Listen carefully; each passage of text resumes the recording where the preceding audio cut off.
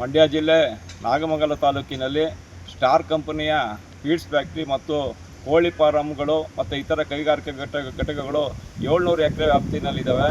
ಈ 700 ಎಕರೆ ವ್ಯಾಪ್ತಿಯಲ್ಲಿರ್ತಕ್ಕಂಥ ಸ್ಟಾರ್ ಕಂಪನಿಯ ವಿವಿಧ ಹೆಸರುಗಳಲ್ಲಿರ್ತಕ್ಕಂಥ ಕಂಪ್ನಿಗಳಲ್ಲಿ ಏನು ಉತ್ತರ ಭಾರತದ ವಾಸಿಗಳು ಅಂತೇಳಿ ಬಾಂಗ್ಲಾದೇಶದ ವಲಸಿಗರು ಸುಮಾರು 2,000ಕ್ಕಿಂತ ಹೆಚ್ಚಿನ ಕೂಲಿ ಕಾರ್ಮಿಕರು ಅಲ್ಲಿ ಕೂಲಿ ಕಾರ್ಮಿಕರಾಗಿ ಕೆಲಸ ನಿರ್ವಹಣೆ ಮಾಡ್ತಾ ಇದ್ದಾರೆ. ಈಗ SIR ನಡೀತಾ ಇದೆ.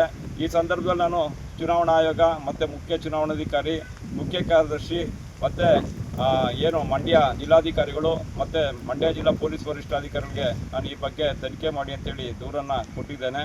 ಇಲ್ಲಿ ಇವರು ಏನು ಬಾಂಗ್ಲಾದೇಶದ ವಲಸಿಗರಿಗೆ ಮೂಲ ದಾಖಲಾತಿಗಳು ಬಾಂಗ್ಲಾದೇಶದ ವಲಸಿಗರು ಅಂತೇಳಿ ಕಂಡುಬಂದರೂ ಕೂಡ ಇವರು ಉತ್ತರ ಭಾರತದ ಕೆಲವು ಏಜೆಂಟ್ಗಳು ಏನಿದ್ದಾರೆ ಇವರಿಗೆ ಆ ಉತ್ತರ ಭಾರತದ ಒರಿಸ್ಸಾ, ಮಧ್ಯಪ್ರದೇಶ, ಉತ್ತರ ಪ್ರದೇಶ ಮತ್ತು ಜಾರ್ಖಂಡು ಇತರ ರಾಜ್ಯಗಳಲ್ಲಿ ಆಧಾರ್ ಕಾರ್ಡು ಮತ್ತು ವೋಟರ್ ID ಗಳನ್ನ ಸೃಷ್ಟಿ ಮಾಡಿಕೊಂಡು ಆ ದಾಖಲೆಗಳನ್ನ ಪಡೆದು ಇಲ್ಲಿ ಕೂಲಿ ಕಾರ್ಮಿಕರಾಗಿ ಮಾಡ್ತಾ ಇರ್ತಕ್ಕಂಥದ್ದು ಕಂಡುಬಂದಿದೆ.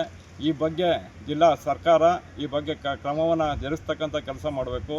SIR ನಡೀತಾ ಇರ್ತಕ್ಕಂಥ ಸಂದರ್ಭದಲ್ಲಿ ಅಲ್ಲಿ ಯಾರು 2,000ಕ್ಕಿಂತ ಹೆಚ್ಚು ಬಾಂಗ್ಲಾದೇಶದ ವಲಸಿಗರು ಇದ್ದಾರೆ ಅವರ ಮೂಲ ದಾಖಲಾತಿಗಳನ್ನ ಪರಿಶೀಲನೆ ಮಾಡಿದ್ರೆ ಇದು ಗೊತ್ತಾಗ್ತದೆ.